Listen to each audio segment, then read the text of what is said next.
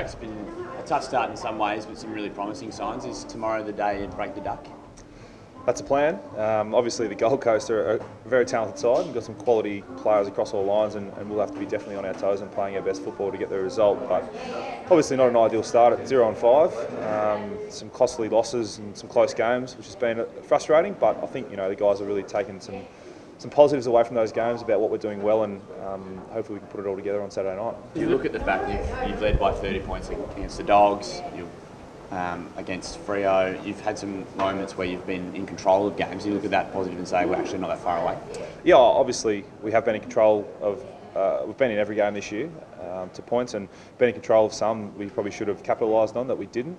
We understand why we haven't, and how we can change that as well. And for our group, it's going to give them a lot of confidence that next time we get in that position that we can get it done, and we look forward to that challenge. Any theory on the fade-outs internally and what's been going on wrong there? Yeah, I think obviously as a playing group, we'll take responsibility for that, and making sure that when a team gets a run on, we can change something up and do something a bit different, because what we've done so far hasn't really worked for us. And I think going forward, that's our plan, and the next time we'll be in that situation, we'll hope to execute a whole lot better. How do you, when the score gets close again in the future, how do you stop those doubts creeping in? We do a lot of work on our training as well. Like, we do a lot of gameplay simulations and stuff like that, and we have done for the last few years, and making sure that you know exactly what to do in those situations, and revert back to playing your role as a footballer, and what's required at certain times, and that's what we'll look to execute a whole lot better in the future, and hopefully we can play the footy that gets us to those 30 points up, and continue to play that football, and sort of make that lead a whole lot better, and don't have to worry about those close finishes. Do you feel for your predecessor Andrew Swallow a little bit? Oh, obviously it's disappointing for Andrew to not be in the side this week, but I expect Andrew to be back in the senior team really quickly. He's an ultimate professional, and I expect him to go back and do what's required, and to see him playing for the Kangaroos very soon. Have you spoken to Andrew and Lindsay? How are they? Yeah, they're okay. Obviously disappointed to be out of the team, but the mindset they've both carried throughout this year and over the past, and I think Lindsay's been in this position before and responded really well.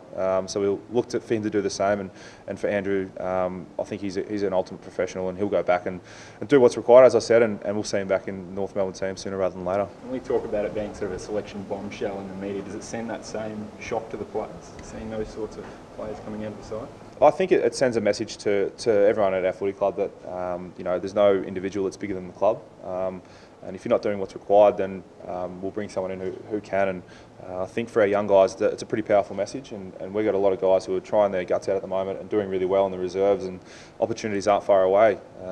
When you're 0-5, change is inevitable, and we need to make sure that we get on the winning ledger this week and try and keep a consistent level of performance up for 4 quarters. What have you made of the Suns? They've obviously played some really good football in patches. They have. They've, as I said before, they're very talented across all lines, and when they put it together, they're a very hard team to beat. And obviously, you see in a couple of their past results, Carlton, I think last week, and obviously Hawthorn game, they got a hold of the Hawks up north, and if you let them play the way they want to play, then they're obviously a hard team to play against. So we'll look to control the game the best we can, and take it from there. But yeah, definitely we'll have to be on our toes to get the job done. Have you paid a bit more attention to Tom Lynch this week, given his last performance at Etihad Stadium against Carlton a couple of weeks ago? Oh, I think Tom is an absolute star of the competition, and we'll definitely be doing everything we can to halt his momentum, with a couple of guys down back, but also some pressure on the ball going through the midfield to try and hamper that delivery. But he's definitely a star. Sorry, mate. I think Rory Thompson and Stephen May both aren't playing. Your key forwards licking their lips. Yeah, well, the thing with AFL list though is that 2 defenders aren't playing. There'll be 2 more that are coming in that are very capable as well. So we understand the role Brownie is playing for us this year, and Mason Wood as well. Coming back last week, we thought he was really good, and he was better for the run. So we look forward to getting the ball into those guys and giving them an opportunity this weekend. Jack, Brent Harvey said this morning on the radio that maybe a little bit of a lack of leadership was causing some of the fade-outs.